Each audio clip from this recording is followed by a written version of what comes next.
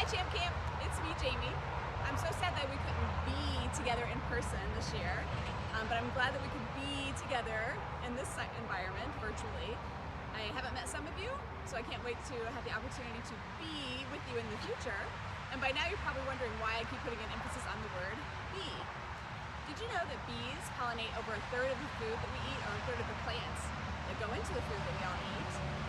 They also contribute $238 billion to our economy alone because they pollinate those plants. So we thought it might be kind of fun to bring you some information on bees. We all love nature, especially because we're not taking a nature walk. I know that you'll love being here with me. And I'd like to introduce you to my friend Eric.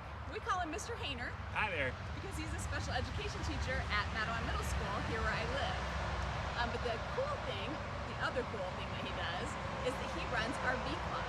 And I'm going to let him tell you a little bit about why he chose to start a bee club, and then he's going to get us started and what he does to take care of these bees, to make sure that they have the environment that they need to stay healthy and populated.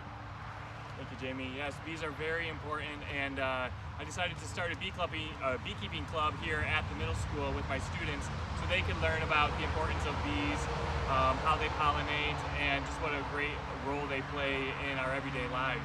Like you said, 1 out of every 3 bites you eat are going to be because of a bee, whether it's an apple or any fruits, berries that you have, but also things like cattle really depend on bees because the alfalfa that they eat is pollinated by the bees. So they're hugely important to our food chain, and it's really important that we have environments where they can thrive and be healthy. So yeah, we planted along here a lot of milkweed along I-94 for them to have some wildflowers in order for them to go and forage and find food. We like to give them, when we do things like plant, flowers and everything that they need, we want to think about ones that bloom in the springtime, the summer, and the fall. So I understand you guys are looking at doing a little project with that. And so it's really exciting that you guys will be offering them different variety of flowers to pollinate, which is really good for their health, really good for the environment, and really good for you guys too. So is it important to not just plant the flowers, but to make sure that they have distance to travel? Is that important? Yep, they'll go up to 3 to 5 miles to forage for their food. So the one you see in your backyard may have, come from town next door, if you're close enough to another town, or even another farmer's field. So yes, it is very important to have a variety and lots of places available for them to go and forage, because they'll go and look quite a ways. Very cool. Well, I think we're going to get started and see what Eric has to offer for us. Yeah, so the first thing we're going to do is light our smoker over here. What's the smoker do? The smoker will help calm them down.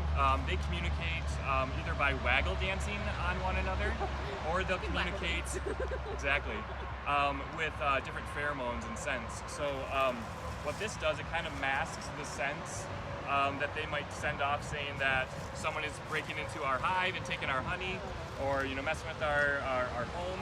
So this will mask that scent so that we can go in and safely interact with the bees.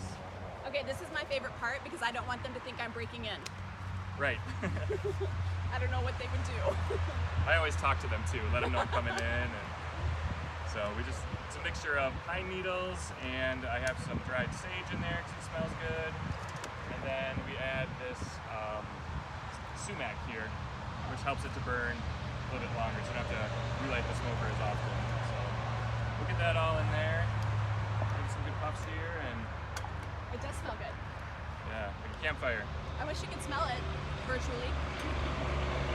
So this is a hive tool. This is what we're going to use to kind of inspect the hives here. It has a sharp end so we can break the boxes apart, and then we use this J-hook in order to separate the frames and do our inspection. So, and most importantly, it had bees on it, so yes, you know what it's for. I did have to paint bees on them because when you're a beekeeper, it's all about the bees. Everything has a bee. Yep. We leave you. I hope you do. And the more bee puns, the better. So keep them coming. It doesn't always like to stay lit very well, so.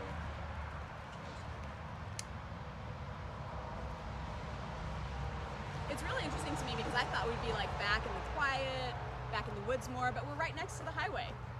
So it's interesting to me that that doesn't affect anything. Yeah, they actually really like it. They bring back a lot of nectar and pollen, so they have a lot of good foraging up along with the wildflowers along the highway there. So, would you like to use the smoker? Sure. It's pretty easy. Just give it a few puffs. We're going to do it at the entrance where they're coming in, and the lower and the upper entrance there. Is that close enough? Yep, you can get right up in there where they're coming out. And you can do it up here too. Then you just put off the side over there on the ground. So what you'll notice here is, I should have shown you this before, but there's bees coming in and out. There's guard bees here that will make sure that it's only bees for this hive that are coming in and out. And so as we're watching the bees here, we'll see them coming in and landing. And that one went really fast, but he had these pollen sacs on his back legs, so you want to look for that, and that means that that's a good sign that your queen is laying because they're bringing in pollen. So that's what we want to see. So what would they do if it wasn't a bee from their hive? They would shoo it away, or if it kept aggressively trying to come in, they would sting it and kill it. Yeah. So. I didn't think about that either. That they would be specific to one hive. That's interesting. Yep. So each hive has its own smell. So bees from this hive have a smell. So if they went to another one, they could smell it and say, "You're not from my hive." So if you want to come on over here, just stand up to the side and you can take a peek at what we have going on inside here. Jamie, if you want to grab that smoker again, we can smoke it from the top now. That first smoking was kind of just to let them know that we were coming in. Hello, little bees. Hello, ladies. Is that just Yeah, that looks great. Here? So you'll see here that there are these mason jars. This had sugar water that we fed them in the springtime, just kind of gives them a little bit of boost. This hive didn't have a queen, and so we're getting these ones started, and it helps to give them a little bit of a boost with some sugar water that they'll turn into honey. Because that's pretty much what nectar is just sugar water from the trees and flowers. Let's put these off to the side. That's a lot of bees.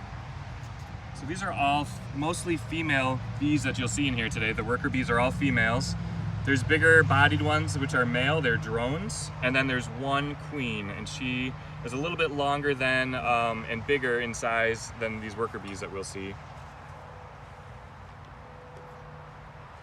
So Eric, everything that you're doing, would your club members do the same thing? Yes, yep. Can you imagine being a middle schooler, any of you who's in middle school out there, and getting to participate in this? That's pretty cool. It is pretty cool. The kids do a great job. They've learned a lot, and I'm really proud of how gentle they are with all these bees. So you'll see here they're kind of like this good example here. One has its tongue sticking to show. Yep. My very own hack tool. All right, so what we're seeing here is that some of the bees here are they're kind of looks like they're kissing each other here maybe. And what they're actually probably doing is that they're sharing the nectar in their stomach to the other bee. And then that bee will hold onto it for a bit, it'll add enzymes to it, it'll pass it on to another bee, and they'll keep doing that until they make it into their honey, which when it's ready, they'll put it into a cell, which we can look at here. We can see them putting food storage away. Usually these outside ones don't have a lot of activity on them, so we'll just set this probably off to the side. It feels pretty light.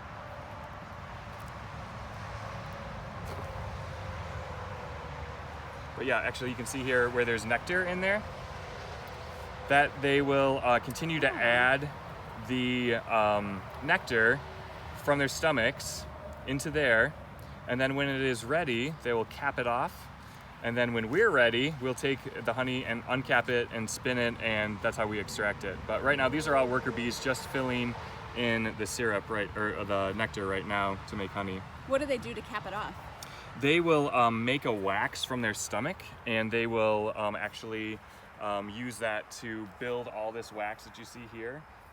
Comes from their abdomen, and they will take it in their mouth and mold it how they want it, but they will use that to cap it too. We'll see some of that here on another frame, I'm sure. I'll just put this at the entrance so these bees can walk back in when they're ready. I'll look at another frame. So if you want to take your hive tool like this. Like that? Yep, and then just kind of twist it, and then pull a little bit there. Oh, so it just pulls it away? Yep, and then if you want to use the J part there, just hook it up, and then you can go ahead and pull that frame out. Just pull it straight up and... Do I use my fingers over here? Yep. And probably want to switch over and use your hands on the left side there too. Sorry, bees. Awesome. So we see these guys working real hard here. They're filling in nectar as well. This here is a drone. It's a male. He's got larger eyes, a larger body compared to the workers around him. Now the queen won't likely be on this one because there's no place for her to lay. They're just filling all this in with that shiny nectar. So we know she's not going to be on this one, but. So do we just put it down, or do we? Yeah, you can slide it back towards here? Towards you. Yep. Want to hit any bees? She's probably not going to be in this upper box, but I wanted to maybe try and see some honey that is capped off. Let's try So just one at a time. Is that... Yep. So just real slow because you want to crush any bees. Just pull it apart. They stick everything together with this wax and this propolis that is very sticky. Should I take this one now, or do you Yep. want to go for Go ahead, we'll pull that out.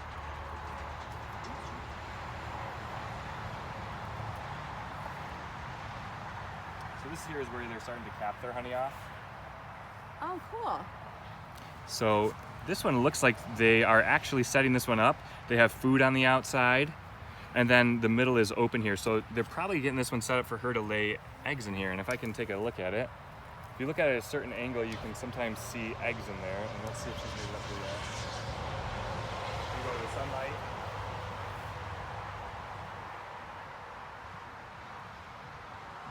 Okay, so she actually has eggs in here, and they're very hard to see.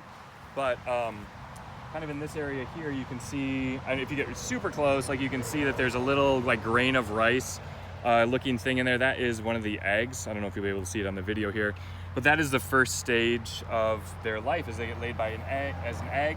They're an egg for 3 to 5 days, and then they turn into larvae. They get capped off, become pupa, and then they emerge after 21 days as a new worker bee. So she might actually be on this frame, since there's room for her to lay. And we see eggs. Oh, there she is right there. How can you tell? What distinguishes her from? Oh, the. Do you see how she's so much longer than the other ones? Can you see her right in there? Plus the other bees around there just kind of are orientating themselves towards her. So these bees are always doing, kind of taking care of her. So they're reading signals from her, they're figuring out what she needs, and taking care of her. So that's one way you can spot them. See how they're all kind of gathering around her right now? Yeah. That is so cool. Yeah, I'm really glad we got to see her.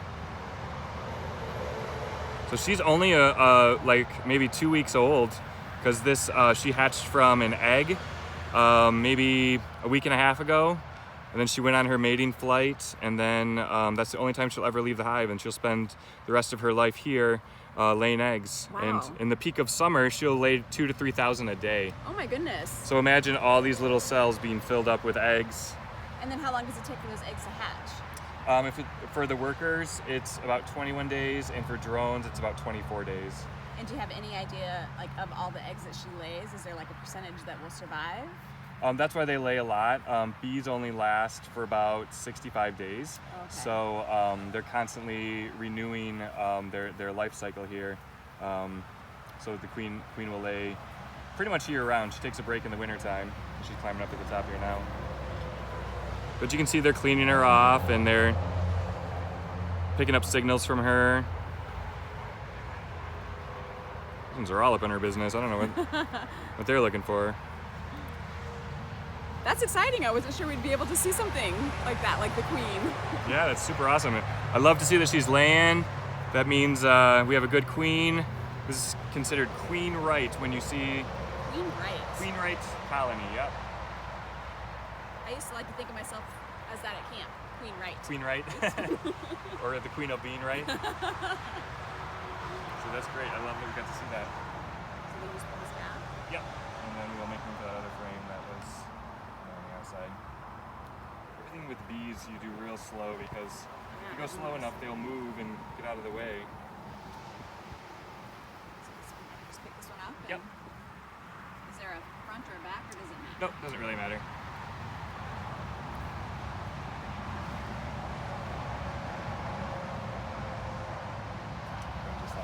Just a little bit more.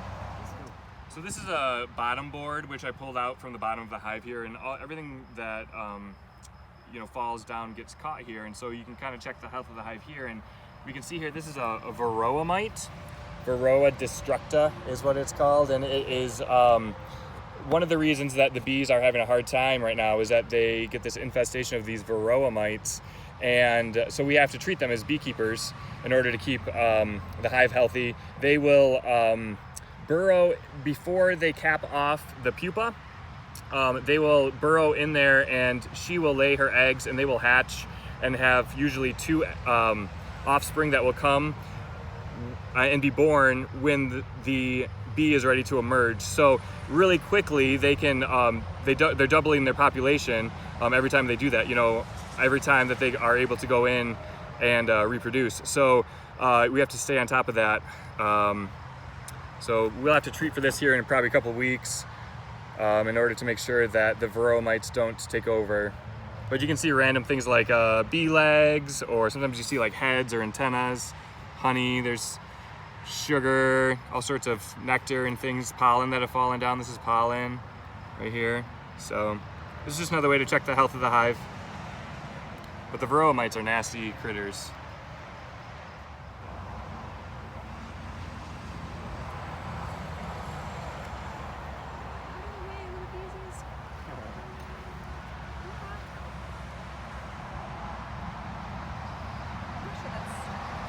I just push it down a little bit more. Just gotta push it through the propolis and whatnot. Soft the edge a little bit.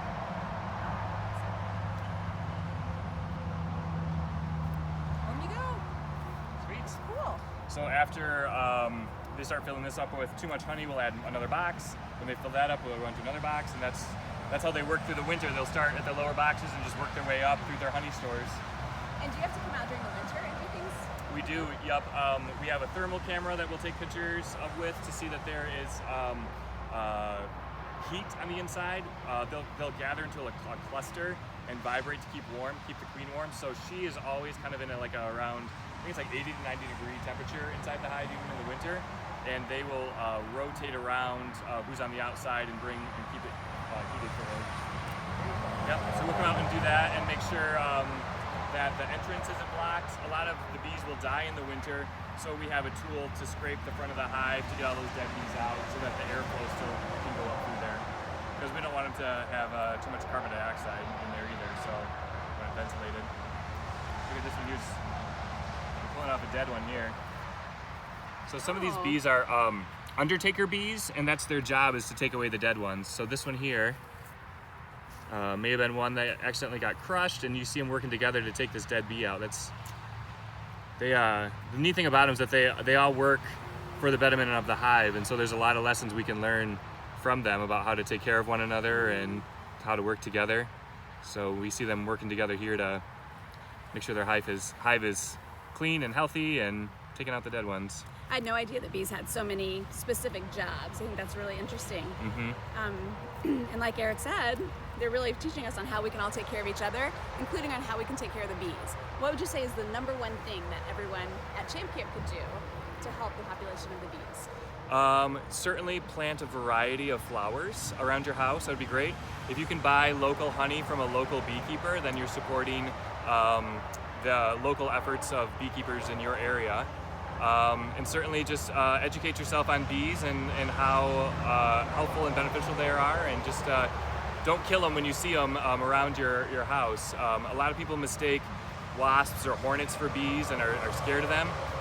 But if it's just a honeybee gathering nectar or pollen at the flowers in your garden, he's not going to bother you unless you're messing with him. So yeah, definitely educate yourself on bees, and yeah. That's awesome. Well, we appreciate your time. For sure. Join me to give Eric a big Champ Camp good job. Good job. Good. Ooh. And stay tuned, because Bridget, your favorite nature walk guide, is going to be showing you how in your area you can help to plant wildflowers and make sure that these bees stay with us and continue to contribute to our ecosystem. See you later.